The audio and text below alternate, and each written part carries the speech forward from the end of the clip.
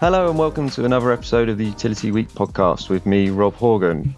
On today's episode, we're going to have a deep dive of the energy retail sector. And to help us do it, I'm joined by James Wallin as ever, and we've enlisted the help of Energy UK Chief Executive Dhara Vyas. Hi, Dhara. Hi, Rob. Hi, James. Hello. So over the course of this episode, we're going to be looking at all aspects of energy retail. We're going to be delving into the government's review of Ofgem and looking at what that meant for retail. We're going to be looking at the thorny issue of the ever-mounting debt pile and looking at what E.ON's acquisition of OVO means for the sector as well. So shall we start with that government review of Ofgem, Dhara and James? Does that sound like a good place to start? It felt like it was billed as a golden moment to reform retail. But what did we end up with? I think, a couple of things. One is I'm glad they did it. I'm glad they sort of tried to lift the lid and look at it. And we sort of made a couple of big recommendations. One was around, slimming down the size of Ofgem and really thinking about how it could focus on what it needs to do. I think particularly on the retail side of things, retail regulation can feel like it's quite overbearing. I think it can be quite onerous, and it certainly doesn't feel as though it's set up to drive innovation and the focus on customer outcomes, you could argue, isn't quite right. So we'd argued for kind of slimming it down, focusing on economic regulation, thinking about whether consumer protection work could be carried out by another body, the Competition Markets Authority or someone else, and also just making it easier for Ofgem to recruit. At the end of the day, they need experts, they need economists, they need people who really understand the commercials of the energy industry. And frankly, they're competing with the energy industry for those people. And, I know because I run a trade association and I tend to lose a lot of my staff when they go on. Sorry, not lose probably. I'm really proud actually that most of my team, when they leave us, they tend to go on to work in the industry. And it's fantastic that they do. But I also know, you can't really compete with those sorts of private sector salaries if you're bound by those civil service rules. So what do you think then that Ofgem is doing at the moment that it shouldn't be doing? Do you think that there are areas where they are meddling, for want of a better word, that they don't really have any right to be looking at? Oh, it's a really, really big question. I actually don't think I'd frame it like that. I think what I'd probably say is they're trying to do too much. And so they're making very slow progress on a lot of things. And actually, right now, I think there's a huge need to focus on a couple of things. One is kind of really figuring out how you can unlock the potential for innovation and digitalization and that side of things. And the other is the debt issue. There are two really, really big issues facing the retail sector. And instead, I think they're kind of trying to do an awful lot, and they're expected to do an awful lot. So I think sort of slimming down, making a really, focused energy infrastructure regulator and resetting retail regulation is probably the most important thing. So, another thing I think is probably like a shift in the way that compliance activity is carried out. Just a sort of general point around how you could be much more collegiate in how you do that. The FCA, I think, do that quite well. They have the supervisory role. They kind of make sure the market functions effectively. They have a risk-based approach to compliance. They focus on how firms they focus on the firms that I think pose the greatest risk to customers rather than pressing all companies for the same information. Whereas Ofgem sort of, does quite a broad brush way of asking for the same information from all businesses. So I think, trying to overcome those sorts of problems would be really interesting.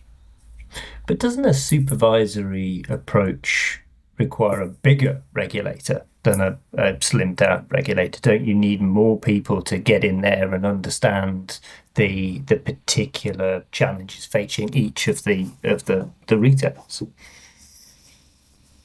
I think Ofgem is a very large regulator, and we've pointed out a number of times. I think this is less about the size and more about picking. And when I talk about a supervisory approach, what I'm really thinking about is actually how best to oversee this market that frankly has, changed so much in the last 10 years. And its budget has increased and it's grown bigger. But the energy sector's workforce only has increased by about 8 or 9% in the same amount of time. So I think that it's really important that it's sort of a proportionate to the need from the industry.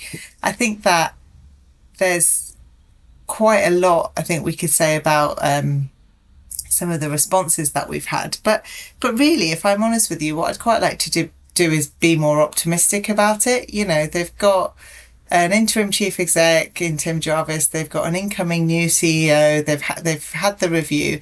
I think there's huge potential for what the regulator could do. So I don't really want to spend a lot of time sort of going over the past and being sort of being negative about it, because I think you do have to look forward. There's huge potential for the demand side electrification, and the retail market is right at the forefront of that.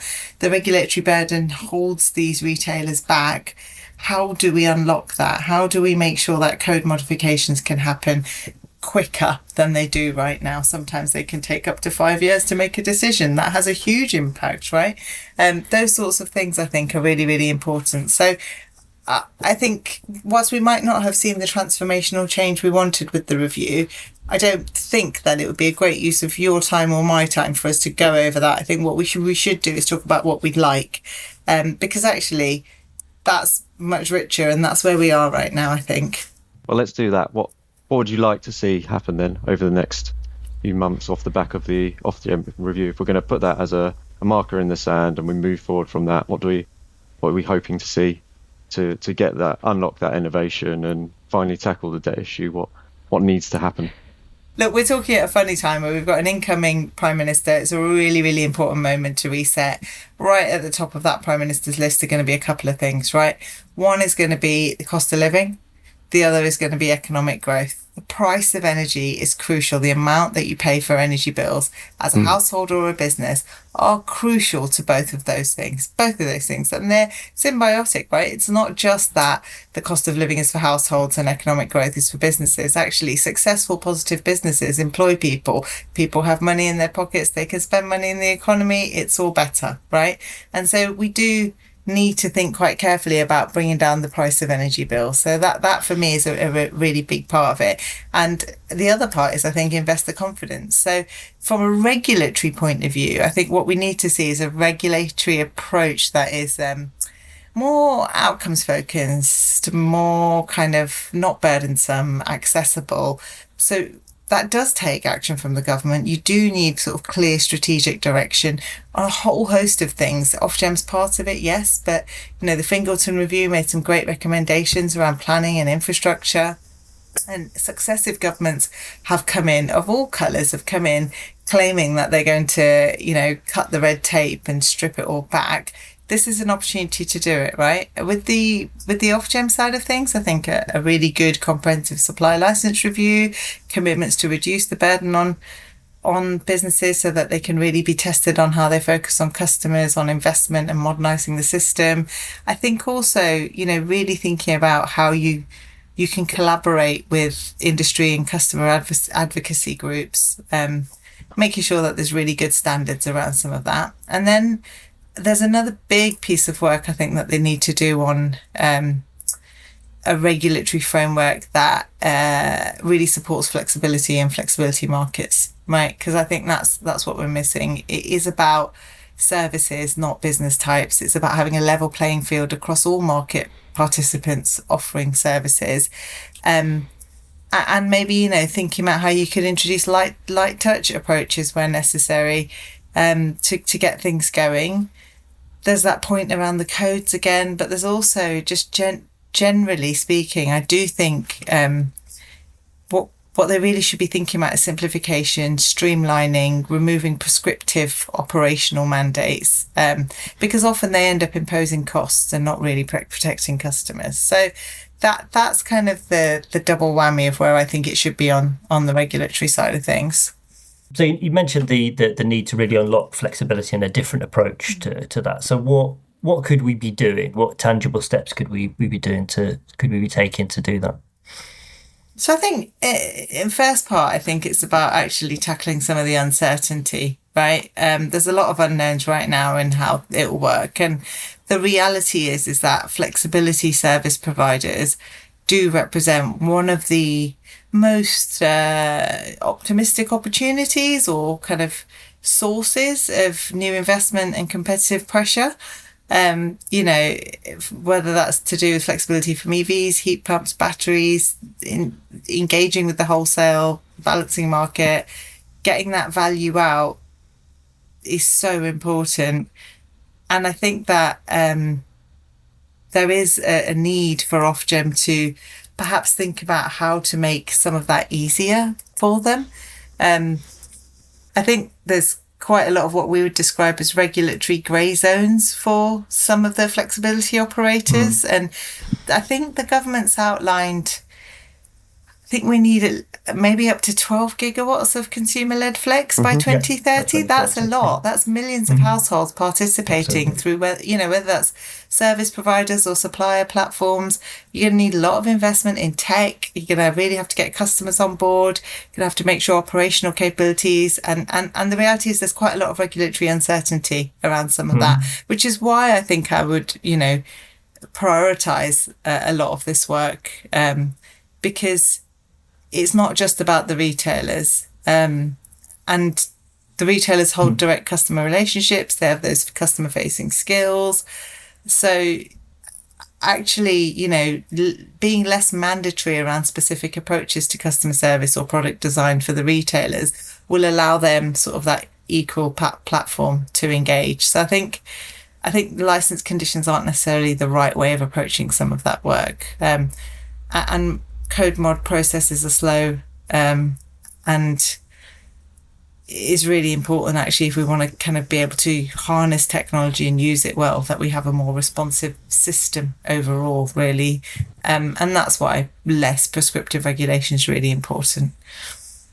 We've spoken a lot about sort of what needs to change at a policy level or a regulatory level. Is there anything more, the industry itself could be doing to sort of, advance flex or make the case for what needs to change, or are you seeing any glimmers of optimism sort of amongst all the sort of regulatory uncertainty, people just sort of getting on with it anyway and doing great things? Yeah.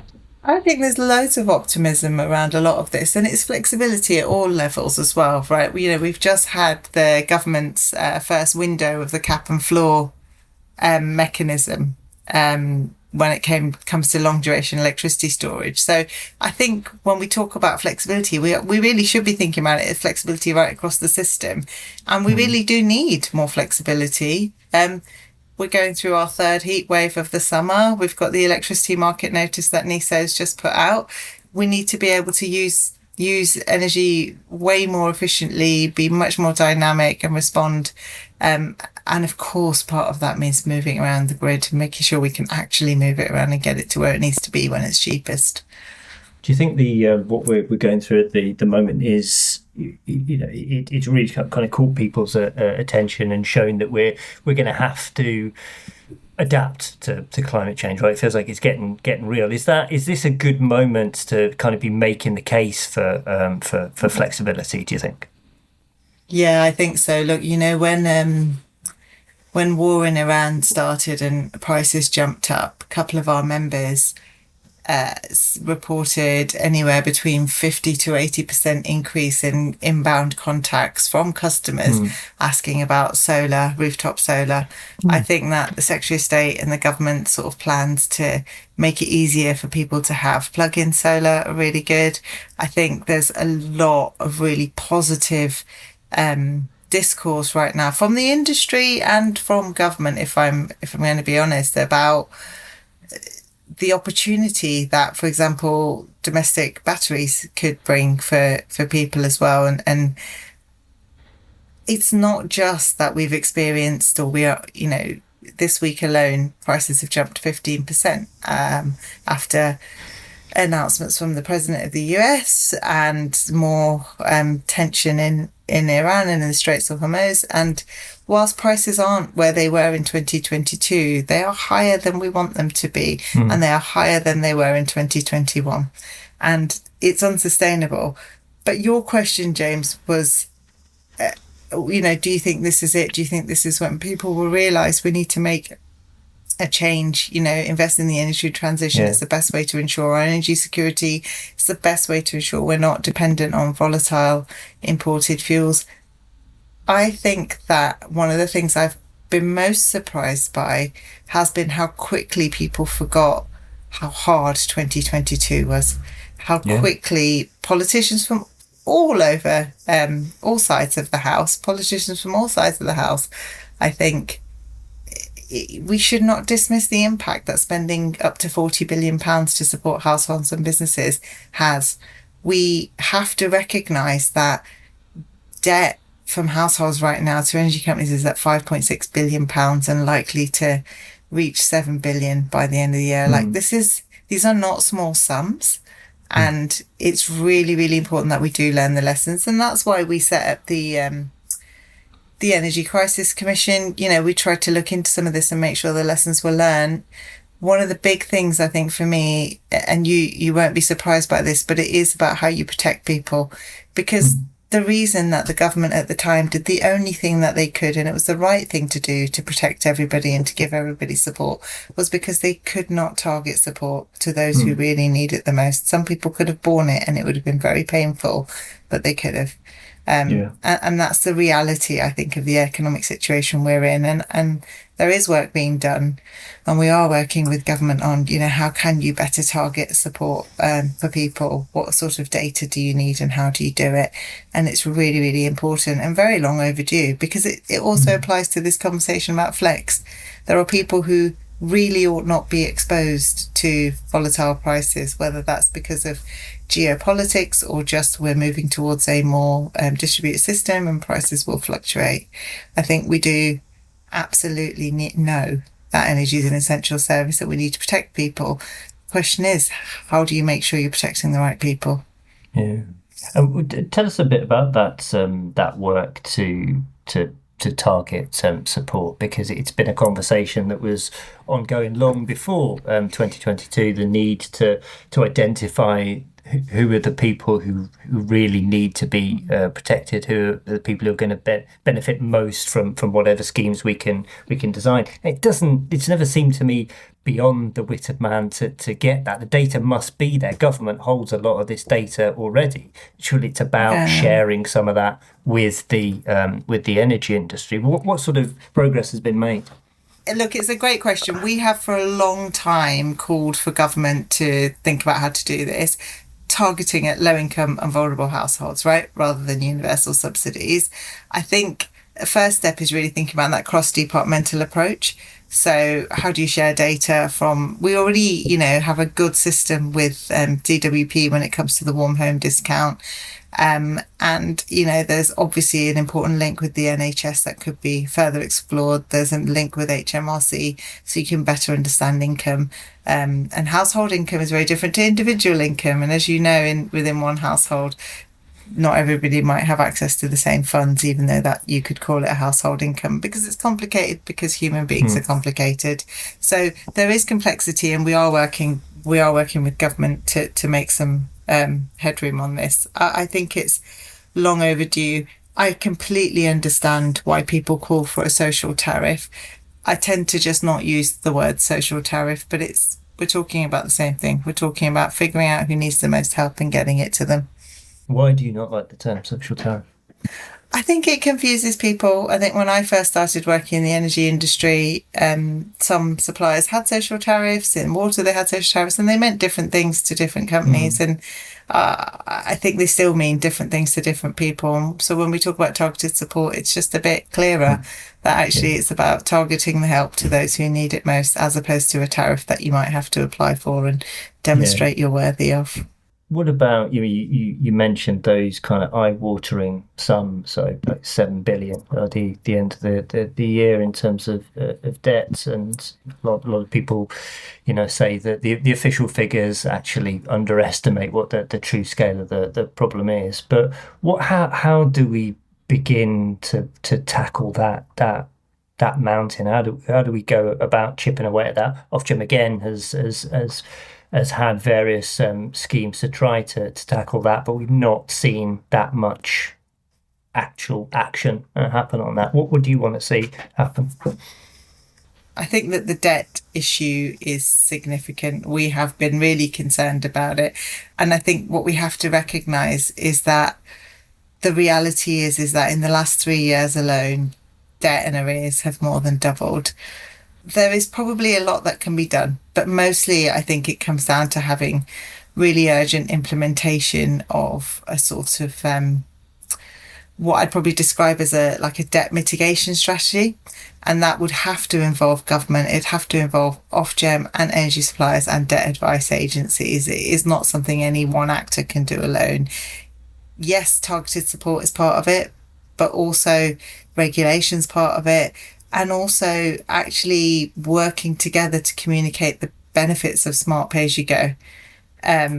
Really, the reality is that it's long been the case that most people with pay-as-you-go quite like it. It helps them budget. It helps them to avoid debt. And actually, there is a lot of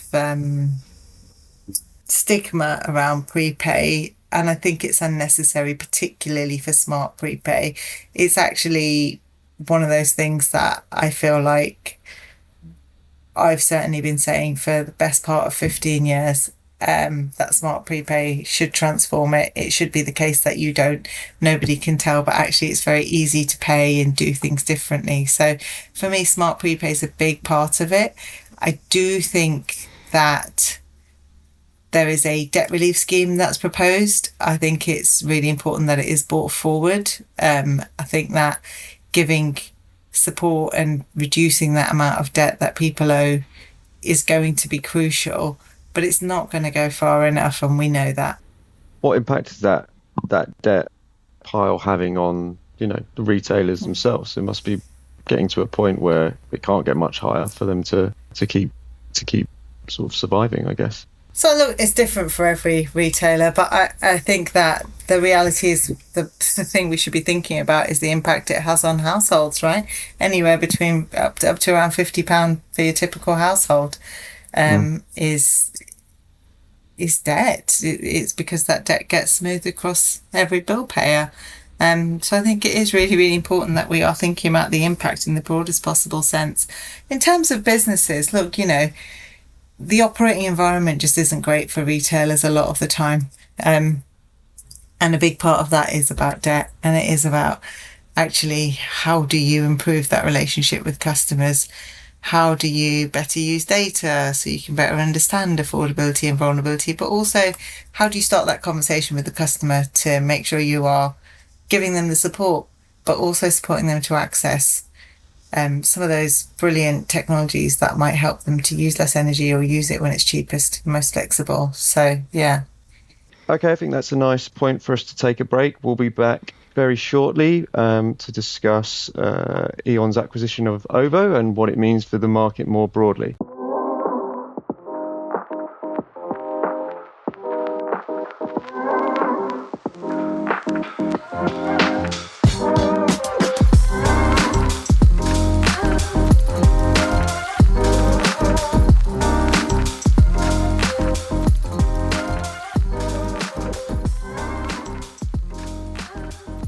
We've come to the end of the first half of Utility Week's conference season for 2026, but fear not, we've got plenty more coming up in the autumn and winter. James, what should we be looking out for? Yeah, there's plenty, depending on which part of the sector you're interested in. We've got several water events coming up, including the second of our Drinking Water Quality Europe event, which is taking place in Amsterdam in November. Certainly relevant to the discussion that we've been having today is our Consumer Vulnerability and Debt Conference taking place at the end of September in Birmingham. It's going to be lots of key topics that we're going to be talking about as we once again head into winter, and as we've been talking about with very little in the way of targeted support.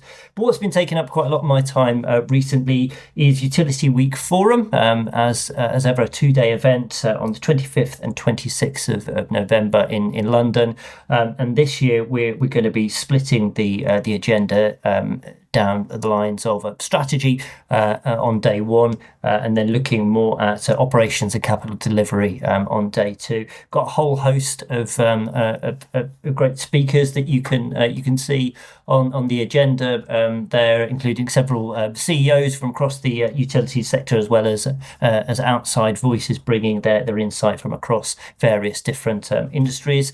Now, particularly for Utility Week members, we do have the early bird rates, which will be running until the end of July.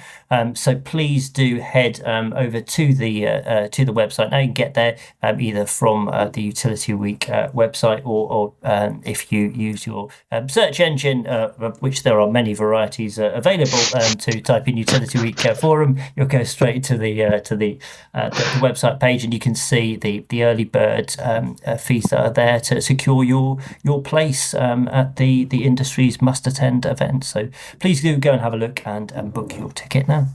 So we were discussing then before the break there are a lot of benefits of prepay, and it is part of the solution for bringing down debt. Obviously, we saw the end to the long investigation from Ofgem into the prepayment installation practices earlier this year.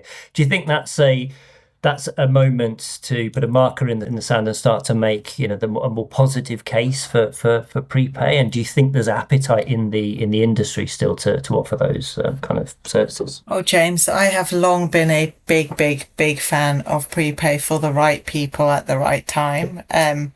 I think that one of the things that always shocks, perhaps / upsets me a little bit, is when there's an assumption that prepay is still the most expensive form of energy.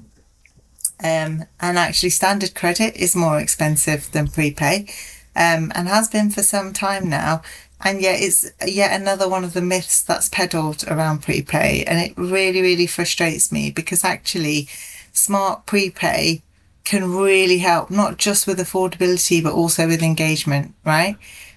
You'd have a cheaper tariff, you'd benefit from interacting with your supplier. If you're struggling, your supplier knows and can extend credit to you. And also you can pay in lots of different ways, and you can top up differently, whether it's on an app, on your phone, on the internet, using a laptop, whatever. And you can still go to the shop and top up if that's what you prefer. So it is hugely flexible. And there was a time where you knew when someone had a prepay mobile phone, it was a big brick, and they were quite othered by it. And I think with smart pay-as-you-go, it is literally the flick of a switch, right? It's a pay-as-you-go meter. It's a smart meter operating in pay-as-you-go mode. I do think that the stigma comes from a long-seated kind of experience as a country of having those coin meters, or having the card that never works, or you lose it and you have to go out in the rain and the cold because the electric's gone off. But it's just not like that anymore. It's great technology, and it's really, really good for people, and it also helps you to avoid debt building up. So, if I could wave a magic wand and say, industry, government, Ofgem, consumer bodies, let's work together and really kind of have this positive campaign about smart pay-as-you-go, I absolutely would. It's something I've been calling for a really, really long time. And I think it is honestly probably one of the most important things we could do would be to, perhaps the right word is to rehabilitate prepay. They get a really, really bad reputation. And actually, if you talk to most people who use a prepay meter, they tend to like it. in terms of that second part of James's question there about the appetite from the industry, sort of, Yeah. do they hold that same view? Is that a widely held view that you have? Absolutely, yeah. Right across the energy suppliers, there's a real passion for kind of getting it right on this. And I think it does feel like we're at a turning point now where we can actually say, look, let's move on. Let's start to kind of think more and do better when it comes to how we engage with customers about pay as you go. You know, we're not absolutely not in the business of in any way defending the indefensible. But the reality is that bad debt affects everybody. It ends up on everybody's energy bill. You do need to have a way to collect debt. Prepay is one of those ways, but actually you don't need to be in debt to go on a smart pay as you go meter. It might just be the best thing for you regardless. Right, should we change tack a little bit? I've teased it twice, so let's get to the big deal in the sector, biggest deal in the sector for a long while, if not ever really. E.ON's acquisition of OVO. Not expecting you to speculate on the details behind the deal itself, but I thought it would be a nice sort of segue into talking about the market more generally and what that says about the market. We've obviously reported a lot of people's views on that. Some people suggesting that we're now moving to this era of the big three, where you've got sort of British Gas, Octopus, and E.ON, OVO, whatever it's going to be called once it's merged, taking up I think it's about 75% market share now. So just want to get your view on that, whether that's a sign of a healthy market, whether that's a worry at all that there's sort of these three bigger players, or what your take on that is. There's a kind of a market reality point to some of this, right? Post crisis, the market is quite capital intensive. It really does depend on being able to scale, and if we'd been talking about this 4 years ago, we would have been talking about the 28 companies going out of business, the regulatory failures involved in that. Ofgem took the steps it did to, get the market back on a stable footing. And I think there's just a pragmatic kind of point around this merger. And it does take quite a lot of investment to be able to operate in this market. I think there's quite a lot to be said around having energy suppliers that are really focused on, let's call it the tech transition for want of a better word. And I think OVO with Kaluza, and obviously E.ON now using Kraken. Yeah, I think it's really interesting to see how some of that tech side of things moves forward, and thinking about demand flex and home electrification. I think that's sort of clearly what both of those businesses do. So there'll obviously be good sort of transfer of information. Mostly though, for me, as is always the case with this, is that migrating those accounts really needs to be done carefully. We don't want to see billing disruptions, customer service backlogs, or any of those sorts of things. I think that's the most important thing. Yeah, because the industry bears the scars of a lot of those in the past, doesn't it? And OVO itself had a fairly tortured process of taking all of those customers in from SSE, didn't it? But it feels like, I suppose, with that sort of hard work done, and with the kind of Kaluza in the background, it feels like there's a bit more optimism about this one. Yeah. Look, I think it's obviously deeply pragmatic, and I'm not involved in the commercial decisions, but I think it's good for UK PLC that it's gone in this direction and not down any other direction that we've seen in the past. On that sort of wider point that Rob raised there about competition, and this it's always been a bit of an obsession, hasn't it, with the government, certainly when it looks at the energy retail sector. About there's always been this obsession with switching and competition. I mean, do you think you can still have a healthy market that delivers for customers with that smaller number of players in there? I think on competition, look, I've sort of I couldn't agree more with you. For a long time, I have been very frustrated with this idea that you measure engagement in the energy market via a switch that you do once a year and save £20 if you're lucky, right? It's long been the case that the best saving you make by switching is made with your first switch away from your incumbent supplier who goes back to your ex-PES region, and that very few households are still on that combination of their gas and electricity suppliers. So, you're not likely to make this huge significant saving with your annual switch. Really, engagement with this market needs to be much more about how you are engaging with the way your home uses energy. And your home uses energy all the time, right? And the first step towards that is smart metering, understanding what you're using and when you're using it. And then the second step to that is, what can you automate? How can you integrate any sort of technologies? Something as simple as radiator control valves to something like a battery and solar panels. There's a whole range of things people can do to use energy differently. And using cheap electricity when renewables are plentiful is absolutely what we need to be encouraging everyone to do. That, James, is a very different relationship to focusing on just switching once a year. Yeah. So for me, your point around competition, what I'm basically trying to say is that competition has shifted from price to flexibility. Yeah. Competition should shift away from price to customer service, to engagement, to understanding.